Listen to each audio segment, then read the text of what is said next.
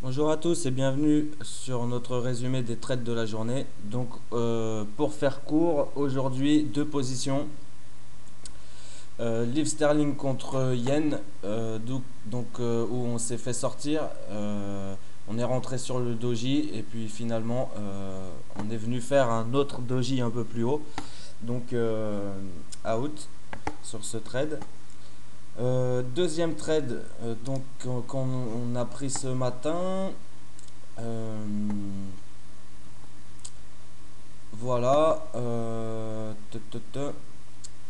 En gros, donc on était sur les niveaux qu'on a cités hier dans l'analyse, où on envisageait donc une saturation. Euh, voilà. Alors on pourrait dire qu'on a un canal ici. Seulement, pour moi, c'est pas vraiment un canal. Pourquoi? Parce que les bougies, là en plus, on est pile sur le point pivot.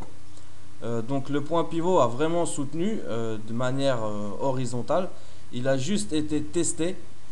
Donc finalement, c'est plus un triangle qu'un canal. Euh, on est sorti très fort à la hausse ce matin. Et en franchissant le plus haut, là, on n'a pas trouvé d'acheteurs, on a trouvé plutôt des vendeurs. Donc ça, c'est une information exploitée directement. On passe à la vente sous le franchissement des tests du point pivot à la préouverture de Londres. On passe vendeur ici avec un stop loss qu'on voit pas. Moi, je suis rentré sur 5 minutes, donc j'avais un tout petit stop loss ici. Euh, voilà comment on a procédé. Comme d'habitude, en fait, j'ai clôturé les deux tiers de ma position sur le- on va dire la médiane entre pivot et S1.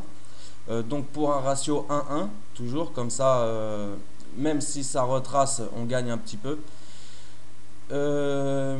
Voilà, j'ai laissé courir jusqu'au S1. Ici, j'ai clôturé donc quasi toute la position en laissant juste une toute petite portion avec le stop loss au break-even. Euh, Bah là, on a retracé un petit peu fort, donc malheureusement, bah, on s'est fait sortir sur le retracement pour en plus pour 1,9 pips, c'est dommage. Sachant que moi, mon objectif c'était 1,48. Si on observe donc la figure en H4, on voit que c'est tout à fait possible, il y a du potentiel, il n'y a pas de raison. Euh, si les configurations nous le permettent, on essaiera de se réinsérer demain à un bon prix. Sinon, tant pis, on attendra la rupture des 1,5130. Euh, voilà. Voilà en gros pour la journée. Ça nous fait un gagnant, un perdant. Pour un gain au final de un tout petit peu moins de 1%. Sachant que mon exposition elle est de 0,5% par trade en moyenne, c'est plutôt une bonne journée. Voilà. Euh, c'est bien. Donc je vous dis à tout à l'heure pour nos analyses donc pour demain. Bonne soirée, bon trade à tous.